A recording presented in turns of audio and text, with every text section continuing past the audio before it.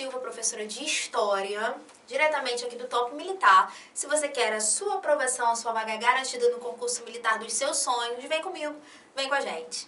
Bom, no dia de hoje nós estaremos fazendo a resolução da prova da ESA da turma de 2010, 2009, ok? Então hoje estaremos resolucionando as questões da prova de 2010, ok? Vamos lá. Todas as alternativas abaixo referem-se à consolidação da independência brasileira, exceto, primeiro, alguns pontos sobre a independência.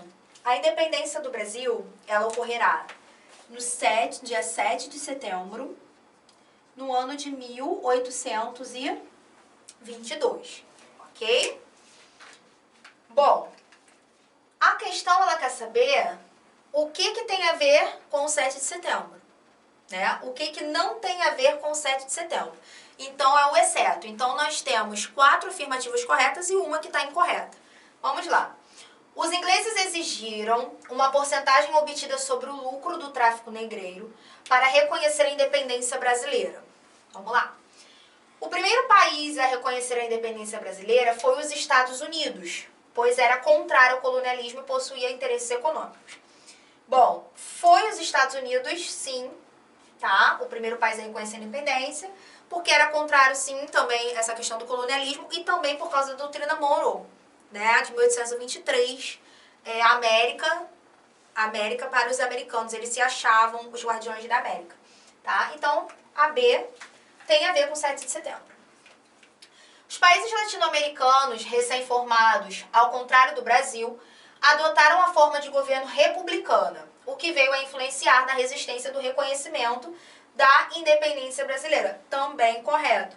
Esses países latino-americanos, por eles adotarem essa questão do republicanismo, reconhecer a independência do Brasil não foi tão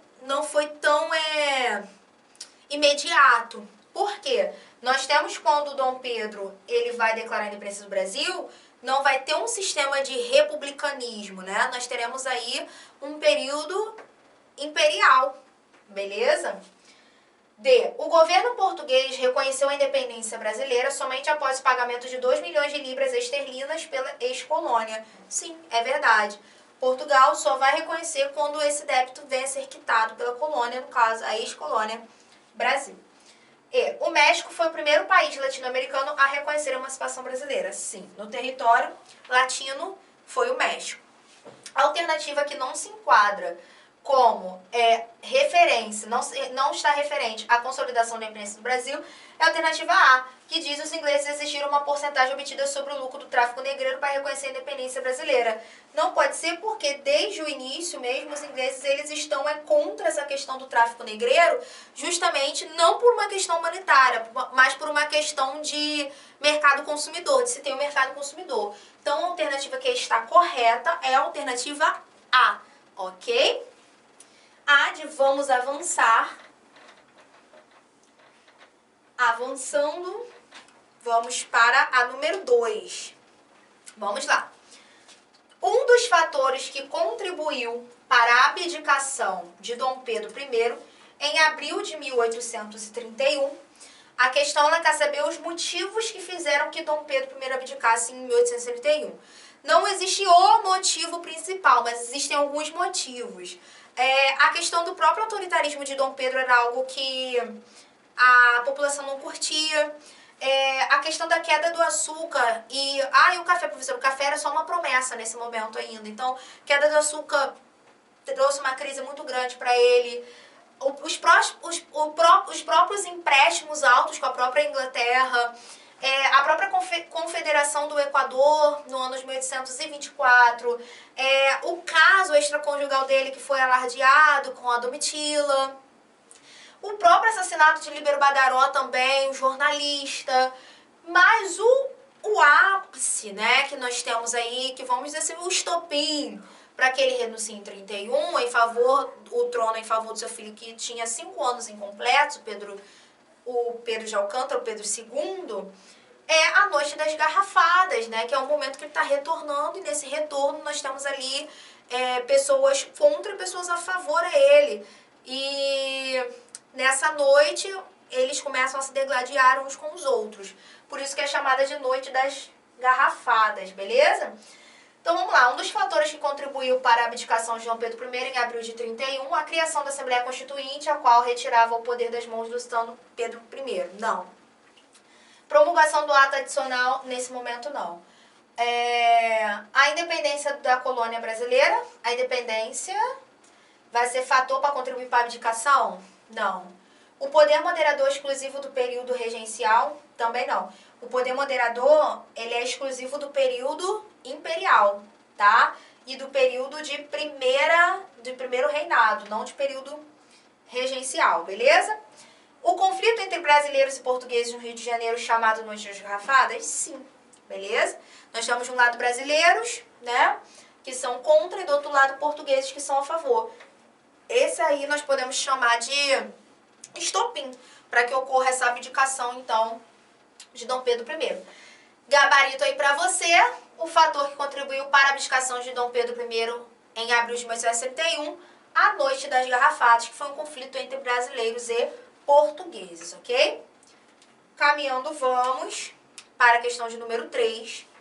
A questão de número 3 diz o seguinte: a indústria automobilística brasileira foi um produto de maior êxito e visibilidade de uma política nacional desenvolvimentista, o plano de metas. Aliando a habilidade política, dinamismo empreendedor, essa indústria foi implantada no governo de,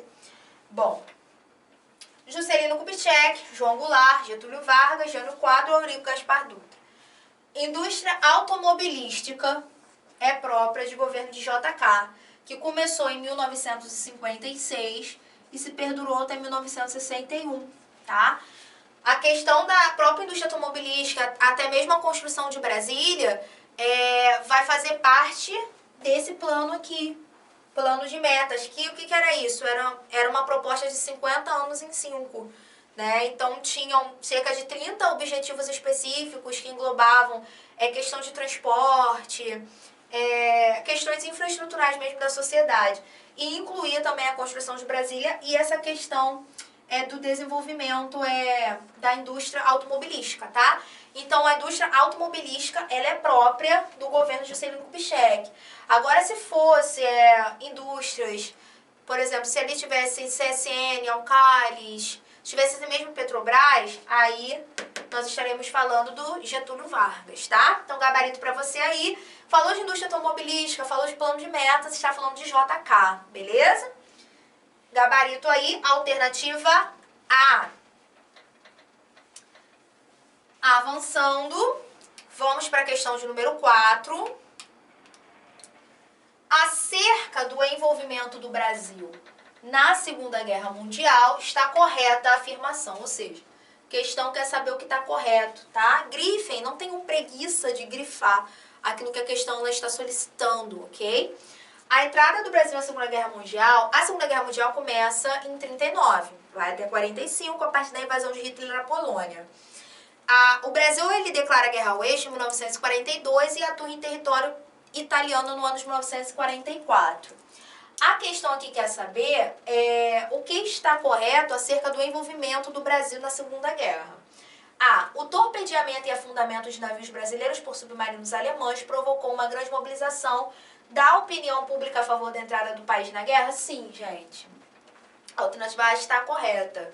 Porque no início nós temos um posicionamento de neutralidade de Vargas, que acaba essa neutralidade com esse bombardeamento, porque a população vai ter um clamor popular para que o Brasil declare guerra ao eixo. Mas vejamos as outras. B.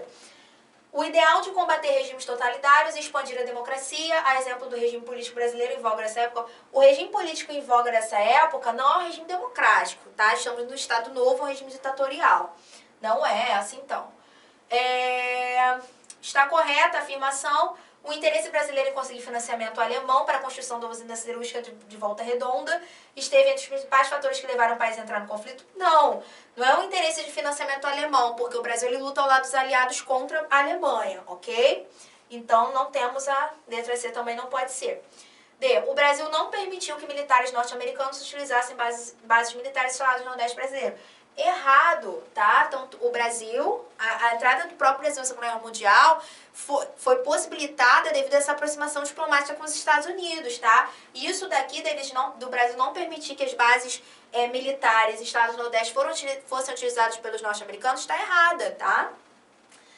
E as afinidades do governo Vargas com o regime fascista e a pressão dos membros do governo simpatizantes a esses regimes, como o ministro da Justiça Francisco Campos, levaram o país a apoiar as potências do eixo. Errado, ok? Teve inspiração fascista, sim, no governo de Vargas? Há discussões que sim, beleza?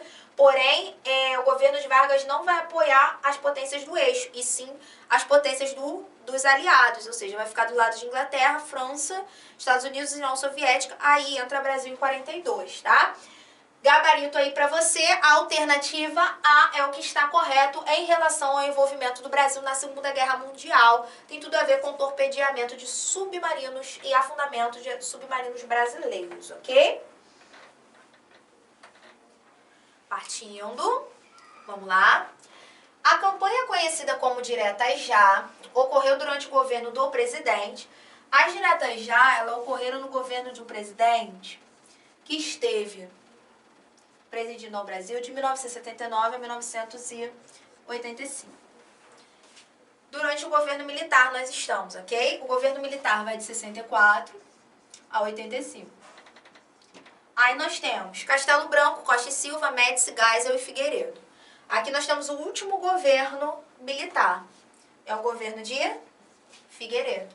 O que era o governo da Direta Já? Já se diz Direta Já. Nós, o povo, queremos ter a possibilidade de votar, de eleger o candidato que nós queremos. Por isso o movimento Diretas Já. Lembrando que o governo militar foi um período em que nós não temos essa questão aqui.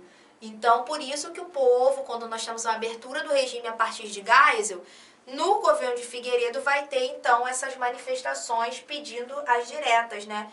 O povo pedindo para que ele tivesse lugar, né? Podendo votar, podendo escolher aquele que ele desejava, ok?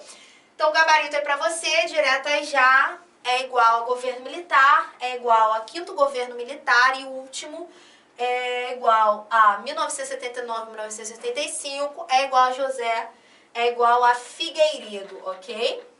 Gabarito aí, letra E. Vamos para a última questão do ano de 2010. Aí, nós já vimos duas questões recorrentes, tá? Nós vimos participação do Brasil na Segunda Guerra Mundial, que é algo que é recorrente nas provas militares, sobretudo na ESA, tá? E expansão ultramarina, tá? Vamos lá. Portugal foi o primeiro país a empreender as grandes navegações no século XV. Assinale a única alternativa em que todas as afirmações são fatores que contribuíram para o pioneirismo português neste campo. Então, tudo que está dentro da alternativa tem que contribuir para o pioneirismo português, beleza? A. Guerra contra a Espanha e tomada de Constantinopla. Nós não temos isso. Isso aqui não contribuiu, não é fator para o pioneirismo português. Fortalecimento do feudalismo e posição geográfica. Posição geográfica, até a época, o litoral lusitano estava todo voltado para o Oceano Atlântico e próximo ao continente africano. Possibilitou muito, né? Mas fortalecimento do feudalismo não, porque o feudalismo nós temos do século V ao século XV. Então aqui não tem fortalecimento, aqui tem declínio, tá? Escola de Sagres e nobreza forte e autônoma. Escola de Sagres, sim, escola de Sagres na escola que promoveu a experiência náutica, porém nobreza forte e autônoma não. Centralização administrativa e ausência de guerra. E centralização administrativa, sim, a partir da batalha de Aljubarrota. Beleza? E ausência de guerras, porque enquanto França e Inglaterra estão na Guerra dos 100 Anos, a Espanha está combatendo contra os mouros, né, os muçulmanos, a Holanda não é um país independente, Portugal está livre de guerras, isso possibilita muito, né, começar a expansão ultramarina. Mercantilismo e intensa utilização da Rota da Seda. Gente, isso aqui não, até porque a questão do mercantilismo, né, aquela própria questão de balança comercial favorável, né, isso tudo aqui é mais comum do século XVI, tá? E aqui nós temos século XV. A questão ela quer saber os fatores que contribuíram para o pioneirismo português, tá? Sempre que tiver uma questão dessa, a ESA ela sempre gosta de cobrar esses fatores, centralização política, ausências de guerra, gosta de cobrar posição geográfica, experiência náutica, aí falam da escola de Sagres. Então, essas são características marcantes, né, que a ESA gosta sempre de cobrar. Aqui nós temos duas, centralização administrativa, que tem tudo a ver com a formação do Estado Nacional, tá? E a ausência de guerras. Portugal está livre de guerras, enquanto nós temos outros países aí que estão em guerra, né? Então é isso aí, pessoal. Anotem todas as dicas, os bizus, continuem estudando e ó, beijo e luz pra vocês.